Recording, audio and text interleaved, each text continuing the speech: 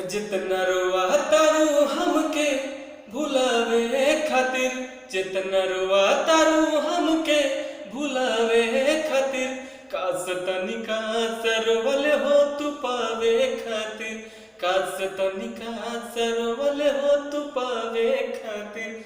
जितना रोवा तारू हमके भुलावे खातिर, जितना रोवा तारू हमके भुलावे खातिर, काश तनिका सरवल हो तू पावे खातिर, काश तनिका सरवल हो तू पावे खातिर।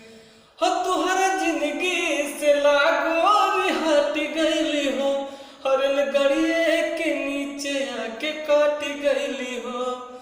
हो तुहरा जिंदगी से लागो हट गईली हो, हरल गड़िए के नीचे आके काट गईली हो।